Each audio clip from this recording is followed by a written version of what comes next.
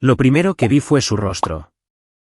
No en persona, ni siquiera en una videollamada, sino en una fotografía granulada y con poca luz enviada a mi teléfono a las 10:43 de la noche de un martes. Mi teléfono vibró 2 veces, la pantalla iluminando el rincón oscuro de mi sala de estar donde había estado medio adormecida después de un turno de 14 horas en la base. El mensaje no tenía palabras, solo la imagen, mi abuela, sola, sentada en un duro banco de madera en la estación de autobuses del pueblo. Su pequeña figura estaba encorvada bajo un abrigo raído, con las manos aferradas a su bolso como si se estuviera agarrando a lo último que poseía. Un vaso de papel de café yacía vacío a sus pies, probablemente algo que había comprado horas antes para mantenerse caliente. Detrás de ella, la estación parecía desierta, ni un alma a la vista. El reloj de la pared estaba congelado en las 9:17 de la noche. Era invierno, el tipo de invierno en el que tu aliento se congela antes de que puedas verlo. Casi podía sentir el frío mordiendo a través de su ropa, a través de sus huesos. Y entonces noté algo más. Su expresión. No era tristeza. No era confusión. Era resignación. Como si hubiera dejado de esperar que alguien viniera a por ella. Como si hubiera decidido que simplemente se sentaría allí hasta que no pudiera más. El siguiente mensaje de texto llegó segundos después desde un número que conocía demasiado bien. Mi prima, Mía. Pensé que debería saberlo. Tus padres la dejaron aquí. Dijeron que ya no pueden cuidarla. Lo leí 3 veces antes de que las palabras realmente tuvieran sentido. Mis padres dejaron a mi abuela, la mujer que prácticamente me había criado, en la estación de autobuses como si fuera un paquete no deseado, y simplemente se fueron. Mi corazón martilleaba en mi pecho. Un calor subió detrás de mis ojos, pero no eran lágrimas. Era furia. Respondí al instante, ¿dónde están ahora? Mía respondió, en casa. Dijeron, la abuela se queda aquí hasta que resuelva algo. No la quieren de vuelta en la casa. Exhalé lenta y firmemente, de la forma en que te enseñan antes de una misión. Excepto que esto no era un simulacro. Esto era familia. Mis padres siempre habían sido complicados. No eran del tipo cariñoso. No conmigo, no con mis hermanos, y ciertamente no con mi abuela. Pero esto no era solo frialdad. Esto era crueldad disfrazada de practicidad. Miré el reloj, 10:47 de la noche. Podría haberme subido a mi coche, haber conducido las 40 millas hasta la estación, haberla recogido en silencio y haberme ido. Eso es lo que cualquier persona razonable habría hecho. Pero no me sentía razonable. Me sentía quirúrgica, calculadora, militar. Verás, no soy una nieta cualquiera. Soy una Navy SEAL. Y cuando los SEALs se mueven, no solo aparecemos, dejamos clara nuestra postura. Abrí mis contactos y me desplacé a un chat grupal etiquetado como Escuadrón Hecho. Estos eran mis hermanos y hermanas de armas, las personas que me habían sacado de tiroteos, que me confiaban sus vidas y se habían ganado la mía a cambio. Necesito una ayuda rápida. Recuperación de civil. 0 amenaza hostil, pero alto valor simbólico, escribí. La primera respuesta llegó en menos de 10 segundos. ¿Dónde y cuándo? Envié la foto de mi abuela y luego la dirección de la estación de autobuses. A las 10:52 de la noche, ya tenía mi respuesta. 5 UMBs, 50 SEALs, totalmente equipados. Saldríamos en 20 minutos. Me puse mi uniforme de gala. No el de camuflaje, no el equipo de combate, sino el uniforme de gala, el que usas para graduaciones, funerales y momentos en los que necesitas que el mundo sepa exactamente quién eres. Las medallas alineadas en mi pecho no eran solo metal. Eran una prueba de que había luchado más duro, soportado más y sobrevivido a lo que la mayoría de la gente no podía imaginar. Esta noche, no solo iba a buscar a mi abuela. Iba a mostrarles a mis padres y a toda la ciudad exactamente lo que habían hecho. Para cuando salí, el aire nocturno cortaba bruscamente mi piel, pero el bajo estruendo en la distancia me reconfortó de una manera que nada más podría hacerlo. Faros, motores, el convoy estaba llegando. El primer UMB se detuvo, los neumáticos crujiendo contra la grava congelada. Luego otro, y otro. Los soldados saltaron, sus botas golpeando el suelo en perfecta sincronía, formando un perímetro sin que yo dijera una palabra. Me subí al vehículo principal. A la estación de autobuses, dije. Nos movimos como una cuchilla a través de la oscuridad. Y supe que antes de que terminara la noche, mis padres se arrepentirían de cada segundo de lo que habían hecho. Para entender por qué reaccioné de esa manera esa noche, tienes que entender quién es mi abuela y lo que significa para mí. Su nombre es Margaret Ellis. Todo el mundo la llama Maggie, pero para mí, siempre ha sido la abuela. Tiene 78 años, es aguda como una navaja con un ingenio tan rápido que podría rebanar a un hombre por la mitad antes de que se diera cuenta de que lo habían cortado. Ella es la razón por la que puedo valerme por mí misma y, paradójicamente, la razón por la que alguna vez me puse un uniforme. Cuando era niña, mis padres no estaban exactamente presentes. Papá siempre estaba persiguiendo algún negocio que generalmente fracasaba antes de empezar. Mamá, ella estaba más preocupada por la política del club de campo que por la familia real. Fue la abuela quien preparaba mis almuerzos para la escuela, remendaba mis vaqueros rotos y asistía a todos los recitales de piano, incluso a aquellos en los que destrozaba las notas tan mal que el profesor hacía una mueca de dolor. Ella es la que me dijo, pequeña, tu fortaleza no está en lo ruidosa que eres. Está en cómo te niegas a quebrarte. Esas palabras me sostuvieron durante el entrenamiento BU/S cuando cada músculo de mi cuerpo gritaba que renunciara. Pero para mis padres, ella era un inconveniente. La veían como una carga por su vejez, un recordatorio de obligaciones que no querían. Nunca lo dijeron en voz alta, pero la forma en que suspiraban cuando ella pedía ayuda, la forma en que la relegaban a la habitación de invitados más pequeña, yo lo sabía. Aún así, pensé que tenían algo de decencia básica. Pensé que había límites que no cruzarían. Esa ilusión se hizo añicos 3 meses antes del incidente de la estación de autobuses. La abuela tuvo una caída en su cocina. Nada catastrófico, pero necesitaba unas semanas de fisioterapia. Yo estaba desplegada en el extranjero en ese momento, así que llamé a mis padres y les rogué que la visitaran a diario. Prometieron que lo harían. No lo hicieron.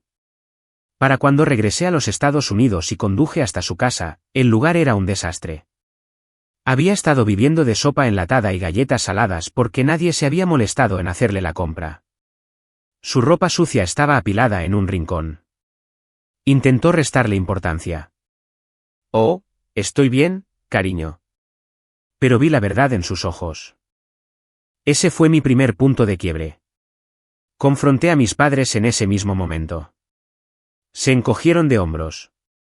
Dijeron que es terca. Que no acepta ayuda. ¿Ayuda? Nunca ofrecieron ninguna. Fue entonces cuando comencé a visitar a mi abuela 2 veces por semana, sin importar mi horario. Le arreglaba el grifo que goteaba, le llevaba productos frescos, la llevaba a sus citas de terapia. Pensé que tal vez podría equilibrar las cosas. Pero a mis padres no les gustó eso. Lo vieron como una interferencia en sus decisiones. No me importó, hasta una tarde en que mamá dijo algo que me dejó helada. Lo entenderás cuando tengas que manejar a alguien como ella. Es agotador. A veces solo necesitas alejarte. Alejarse. Estaba hablando de su propia madre. Avancemos hasta la noche de la foto. Había estado en la base todo el día dirigiendo una operación de entrenamiento con mi escuadrón. Llegué a casa agotada, tomé una cena congelada y estaba a punto de desplomarme cuando mi teléfono vibró. Casi lo ignoro. Casi. Cuando abrí ese mensaje y vi a mi abuela en ese banco frío, fue como si cada gramo de paciencia que alguna vez tuve con mis padres se evaporara. No necesitaba detalles. No me importaba su razonamiento. Sabía que esto era intencional. No la dejaron allí por accidente. La querían fuera de su vista, fuera de su mente. Y aquí está la cosa, cuando has servido en el ejército el tiempo suficiente, desarrollas un sexto sentido para la urgencia de una misión. Sabes cuándo algo puede esperar hasta la mañana y cuándo no. Esto era lo segundo. Podría haberla recogido, haberla llevado a mi casa, haber dejado que todo se desvaneciera silenciosamente en el fondo. Pero eso habría enviado el mensaje equivocado. Quería que mis padres, y cualquier otra persona que pensara que podía tratar a la familia de esta manera, sintieran el peso de sus acciones. Por eso no solo conduje hasta allí. Por eso llamé al escuadrón hecho. Por eso decidí que esto no sería solo una recuperación, sería una declaración. Mientras los Umbees avanzaban por las calles dormidas, imaginé la cara de mi abuela cuando nos viera venir a por ella. Imaginé la expresión en los rostros de mis padres cuando escucharan los motores fuera de su casa más tarde esa noche. Y por primera vez en años, sentí algo parecido a la paz porque sabía que al final de esta noche, entenderían exactamente con quién estaban tratando. Mantengo mi vida personal y profesional separadas la mayor parte del tiempo. Mis compañeros de equipo me conocen como Ellis, la que no se quiebra bajo presión, la que se ofrece voluntaria para las misiones más desagradables sin pestañear. Pero esa noche, los involucré en algo personal. Envié un mensaje de texto grupal: necesito vehículos y gente. 30 minutos, sin preguntas, operación no letal. No dudaron. Esa es la cosa sobre los SEALS. Cuando uno de nosotros llama, los demás responden, sin importar qué. 10 minutos después, mi teléfono vibraba con confirmaciones. Para cuando llegué al parque móvil, 5 Umbees ya estaban al ralentí bajo las luces de sodio, el humo del escape enroscándose en el aire nocturno como el humo de las fosas nasales de un dragón. Me subí al vehículo principal. El líder de mi escuadrón, Torres, ya estaba en el asiento del copiloto. Me miró de reojo. Ellis, ¿estás trayendo un convoy para qué, exactamente? Miré al frente. Asunto familiar. Torres levantó una ceja pero no insistió. Me conocía lo suficiente como para saber cuándo no preguntar. No cargamos armas de fuego real. No se trataba de intimidar por la fuerza.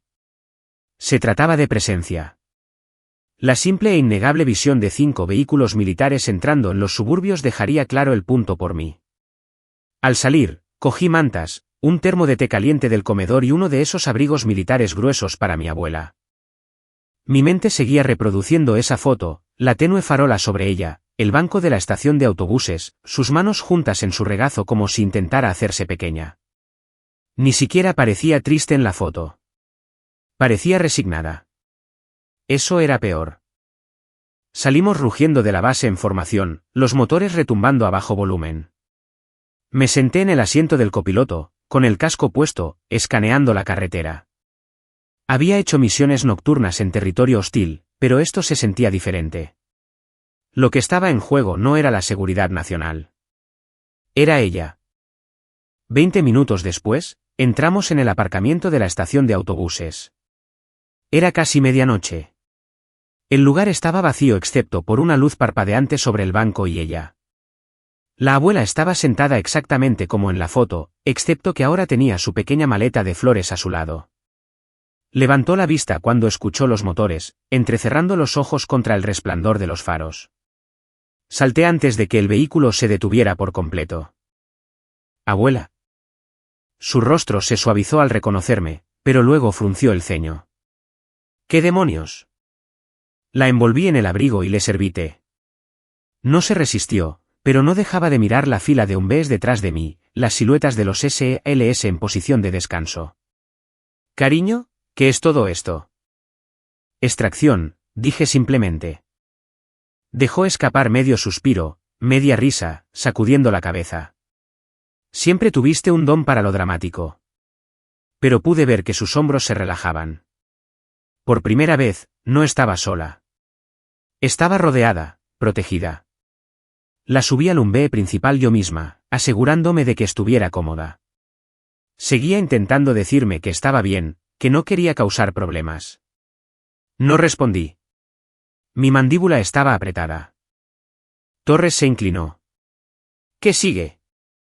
Miré más allá de él, hacia la oscura carretera en dirección al vecindario de mis padres. Hacemos una parada. El viaje hasta allí fue surrealista. Las tranquilas calles suburbanas por las que había andado en bicicleta de niña ahora resonaban con el bajo y constante rugido de los motores militares. Las cortinas se movían. Las luces de los porches se encendían. La gente se asomaba por las persianas mientras pasaba el convoy. Cuando giramos en la calle de mis padres, todas las luces de su casa estaban apagadas.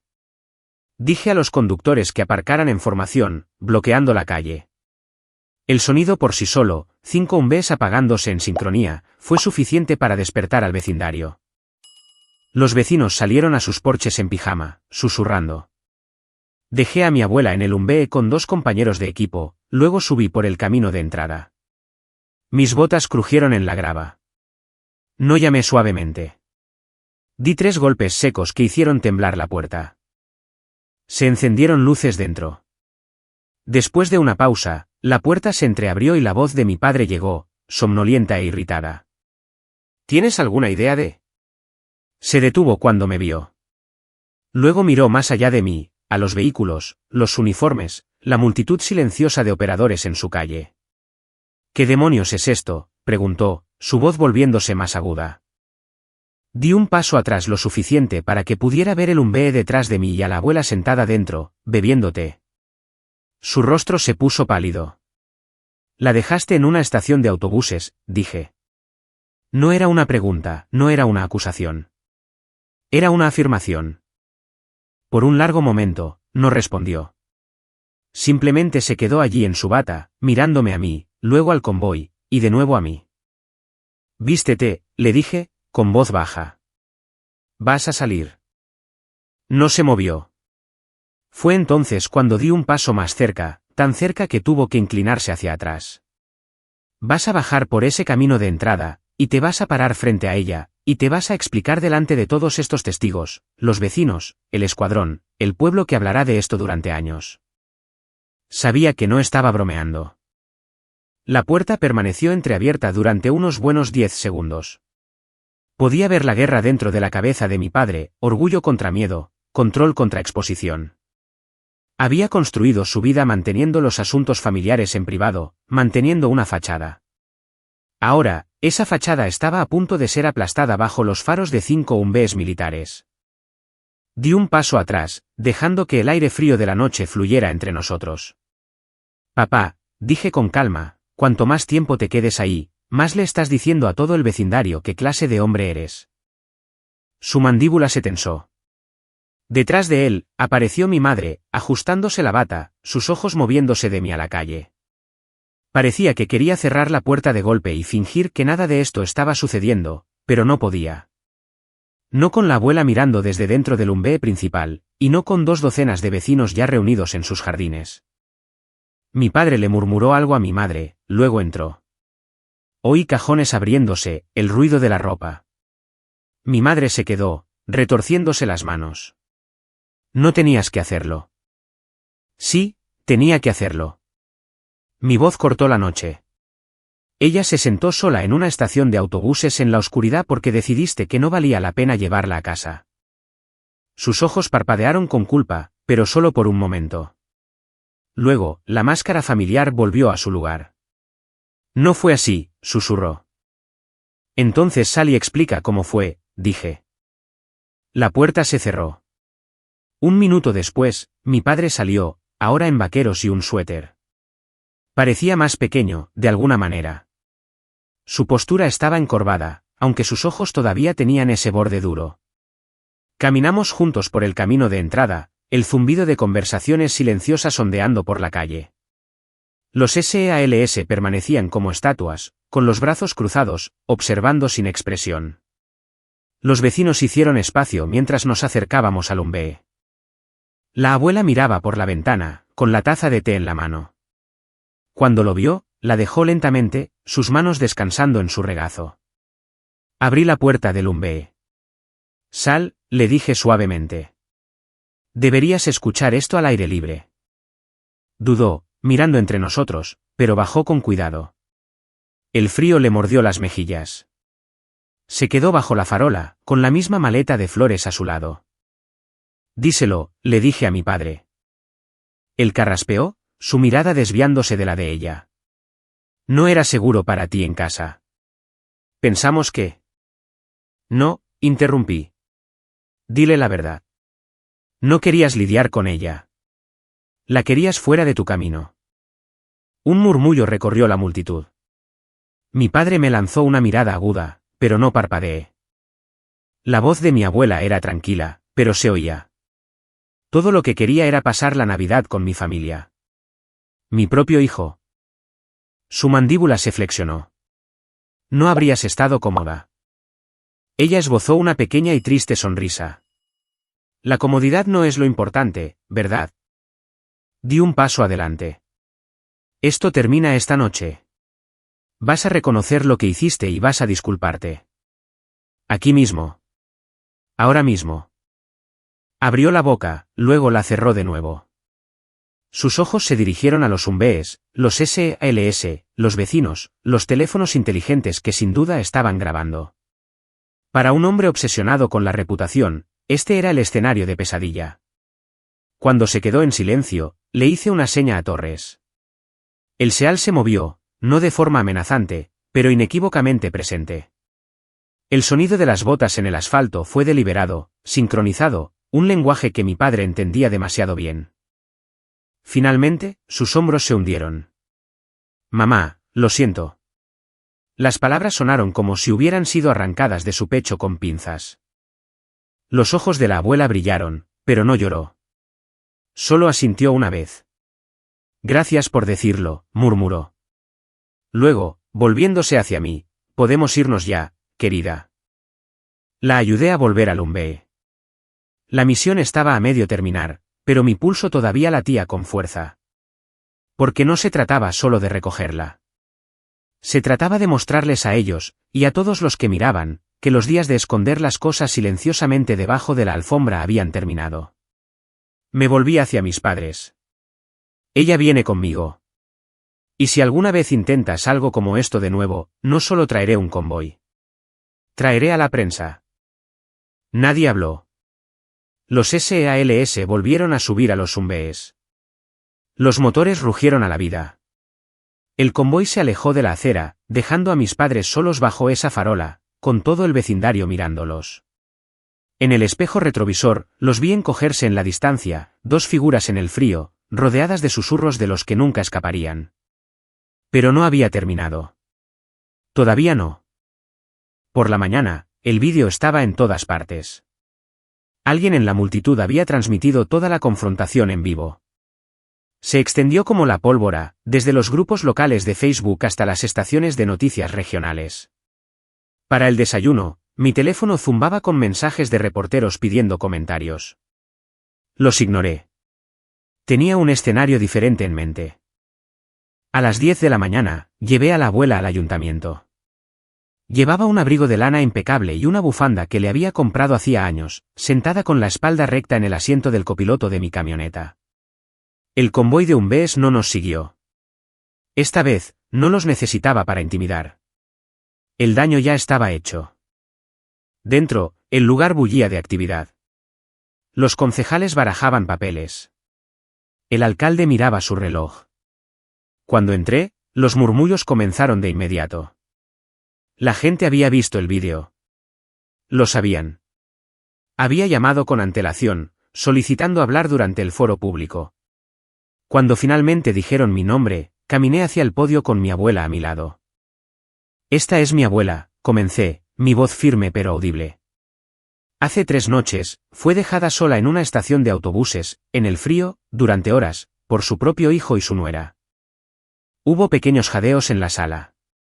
Mis padres estaban sentados en la última fila, mi madre con los brazos cruzados con fuerza, mi padre fingiendo estudiar el suelo. Tiene 83 años, continué. Crió a 3 hijos, tuvo 2 trabajos y nunca le dio la espalda a la familia cuando necesitaron ayuda. Y así es como se le paga. La mano de la abuela descansaba ligeramente en mi brazo, pero no habló. Podía sentir el peso de su silencio, una especie de permiso para seguir adelante. La familia no se trata solo de sangre, dije, escaneando la sala. Se trata de estar presente. Se trata de respeto. Y se trata de nunca, jamás, abandonar a alguien que te lo ha dado todo. El alcalde se movió incómodo. No estoy seguro de qué. No estoy aquí por compasión, interrumpí. Estoy aquí para exigir responsabilidades. Mis padres tienen un negocio local. Forman parte de comités. Sonríen para las fotos en eventos de caridad. Pero cuando nadie mira, dejaron a mi abuela a su suerte en una parada de autobús a temperaturas bajo cero. La cara de mi padre enrojeció, los labios de mi madre se apretaron en una línea delgada. Este pueblo se enorgullece de su comunidad, dije. Así que pregunto, ¿lo decimos en serio, o es solo un eslogan en el cartel de bienvenida? La sala estaba en silencio, excepto por el leve zumbido del sistema de calefacción. Me aparté del podio, pero no me senté. Me quedé junto a mi abuela en el centro de la sala, dejando que el silencio creciera. Sabía cómo usar el silencio, la forma en que obliga a la gente a confrontar el peso de lo que se ha dicho. Después de un largo momento, el alcalde carraspeó. En nombre de este consejo, condenamos el tratamiento de la señora Ellis. Esto no es lo que somos como comunidad. Miró hacia mis padres. ¿Tienen algo que decir? La mandíbula de mi padre se movió. Miró a mi madre, luego a las cámaras. Sí, las noticias locales habían aparecido, atraídas por el vídeo viral. Finalmente, se puso de pie. Pido disculpas a mi madre y a la comunidad. Fue un error. No volverá a suceder. No sonreí. No lo dejé salirse con la suya. No fue un error, dije en voz baja, pero lo suficientemente alto para que los micrófonos lo captaran. Fue una elección. Las palabras cayeron como una piedra en agua tranquila, ondas de incomodidad extendiéndose por la sala. Cuando nos fuimos, la gente nos detuvo en el pasillo. Viejos amigos de la abuela, extraños que habían visto el vídeo. Le estrecharon la mano, le dieron una palmada en el hombro, le dijeron que merecía algo mejor. Afuera, bajo el pálido sol de invierno, me miró con una pequeña y cansada sonrisa. No tenías que hacer todo esto, dijo. Sí, le dije. Tenía que hacerlo. Porque lo olvidarán si nadie se lo recuerda. No respondió de inmediato, luego dijo en voz baja, ahora lo recordarán. Pero no había terminado. La disculpa pública fue un comienzo, no el final. Los titulares no iban a desvanecerse silenciosamente. Y tenía un movimiento más que hacer, uno que se aseguraría de que nunca intentaran borrarla de nuevo. 2 días después del ayuntamiento, la historia había cobrado vida propia. Ya no era solo una disputa familiar local. Se había convertido en un tema de conversación sobre el abandono de ancianos, el respeto y lo que significa proteger a los tuyos. Los presentadores de radio matutinos lo debatieron. Un senador estatal tuiteó al respecto. Y mis padres estaban recibiendo llamadas que no les gustaban de socios comerciales, presidentes de comités, incluso viejos amigos que no querían ser vistos a su lado. Podría haberme detenido allí. La disculpa estaba registrada. El pueblo los había visto humillados y la abuela estaba a salvo. Pero seguía pensando en esa foto, la de ella sentada sola en la estación de autobuses. La forma en que sus manos estaban juntas en su regazo, la forma en que su abrigo parecía demasiado delgado para el frío. Esa imagen se había grabado en mi memoria, y quería asegurarme de que también se grabara en la de ellos. Por eso pedí un último favor a mi unidad. En una tranquila tarde de sábado, la calle de mis padres se llenó con el profundo y retumbante rugido de los motores diésel. No un UMVE esta vez, ni 5, sino 3 UMVEs y 2 enormes camiones de transporte militar. Sin armas, sin intimidación, solo presencia. Aparcamos a lo largo de la acera en una línea perfecta. Navy SEALS uniformados bajaron, no armados, sino con sus uniformes de gala. Cada uno llevaba algo en sus manos. En el centro de la formación, avancé con mi abuela del brazo. Llevaba la misma bufanda del ayuntamiento, y por primera vez en semanas, su cabello estaba peinado como a ella le gustaba antes, pulcro y digno. Mis padres ya estaban de pie en su porche, la confusión escrita en sus rostros. Los vecinos se asomaban por las cortinas. Algunos incluso salieron a sus jardines. Cuando nos detuvimos al pie del camino de entrada, me volví hacia los hombres y mujeres detrás de mí. En perfecta sincronía, los SEALS se alinearon, 3 a cada lado de nosotros.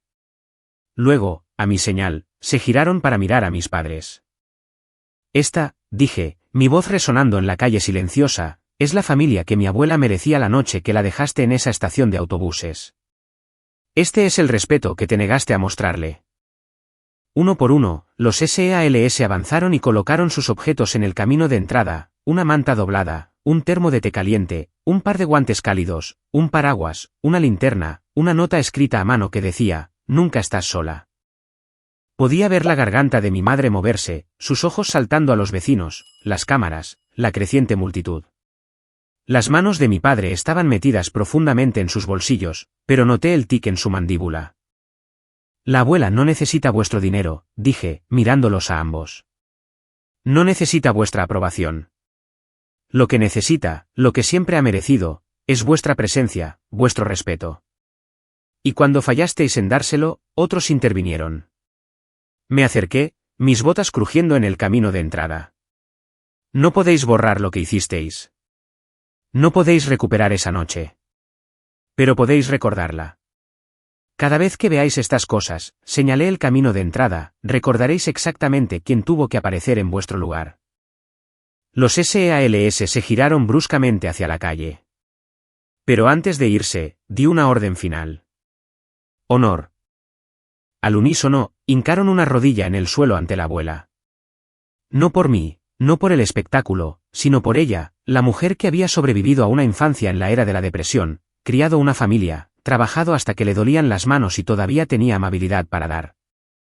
La calle estaba en silencio, excepto por el sonido del teléfono de alguien grabando un vídeo. Luego, tomé la mano de la abuela, la ayudé a subir al UMBE principal y nos fuimos.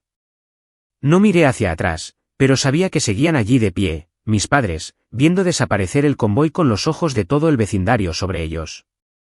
Nunca lo admitirían en voz alta, pero sabía que esa imagen, ese momento, nunca lo olvidarían. Y ese era el punto. Los vídeos llegaron a internet antes de que siquiera llegáramos a casa de la abuela. Alguien había filmado todo, el convoy bajando por la calle, los SEALS formándose, los regalos siendo colocados en el camino de entrada, el momento en que se arrodillaron. Para cuando ayudé a la abuela a entrar, mi teléfono no paraba de vibrar. Al anochecer, el vídeo tenía más de 1 millón de visitas. La sección de comentarios estaba inundada de extraños de todo el país, veteranos, nietos, incluso enfermeras que trabajaban en el cuidado de ancianos. Algunos estaban enojados en nombre de la abuela. Algunos compartieron sus propias historias de negligencia y traición familiar. Y algunos simplemente dijeron: «Así es como se honra a alguien que te crió». El presentador de noticias local me llamó para una entrevista. Los medios nacionales lo recogieron. Ya no se trataba de avergonzar a mis padres. Se había convertido en una conversación sobre la dignidad, el deber y lo que las familias deben a las personas que las formaron. A la abuela no le importaba mucho la atención. Se reía y decía: «Soy demasiado vieja para ser famosa». Pero la vi sentarse más erguida, sonreír más a menudo. El brillo en sus ojos regresó. Empezó a hornear de nuevo, y los domingos, tarareaba las viejas canciones que solía cantar mientras cocinaba cuando yo era niña. Mis padres no me hablaron durante semanas, pero sé que vieron los titulares. Sé que escucharon los susurros en la iglesia y en el club de campo. Querían mantener las cosas en silencio. Yo me había asegurado de que el mundo lo supiera en su lugar. Un mes después, recibí una carta. No era de ellos, al menos no directamente. Era de la hermana de mi madre. Escribió que estaban reconsiderando algunas cosas, que tal vez habían perdido de vista lo que se supone que es la familia. No respondí. Todavía no. A veces, lo más poderoso que puedes decir es nada en absoluto. En cambio, me concentré en la abuela. Hicimos paseos en coche por la costa. Nos sentamos en el jardín trasero bebiendo té en las frescas tardes. Incluso la llevé a la base un día, la presenté a la unidad. Se rió cuando uno de los SEALS más jóvenes le preguntó si alguna vez consideraría unirse a la Marina. Y aquí está la cosa. No hice todo esto solo para castigar a mis padres. Lo hice porque quería que la abuela viera, que sintiera, que valía la pena luchar por ella. Que no importaba quién le fallara, siempre tendría a alguien listo para defenderla, presentarse y protegerla. Mirando hacia atrás, me doy cuenta de que ese día en la estación de autobuses podría haber sido muy diferente si no hubiera revisado mis mensajes. Si no hubiera hecho esas llamadas. Si hubiera dejado que las palabras de mis padres, la abuela se queda aquí o ella está bien, marcaran el rumbo. Pero no lo hice. Porque cuando alguien a quien amas es dejado en el frío, no pasas de largo. Das la vuelta. Regresas. Lo arreglas. Y te aseguras de que los responsables recuerden exactamente por qué nunca tendrán la oportunidad de volver a hacerlo. Para cualquiera que escuche esto, tal vez tengas tu propio momento de la estación de autobuses enterrado en algún lugar de tu memoria. Tal vez no fue sobre un abuelo. Tal vez fue un amigo, un vecino, alguien que una vez estuvo a tu lado cuando nadie más lo hizo. Si esa persona todavía está aquí, llámala. Visítala. Preséntate. No porque el mundo esté mirando, sino porque eso es lo que hace la gente decente. Y si alguien en tu vida ha olvidado cómo honrar a los que vinieron antes que ellos, bueno, recuérdaselo. En voz alta, si es necesario. Porque el respeto no es algo que se pide. Es algo que se da. Y a veces, es algo por lo que se lucha. Esta es mi historia. Esa era mi abuela. Y este fue el día en que todo el mundo recordó su nombre.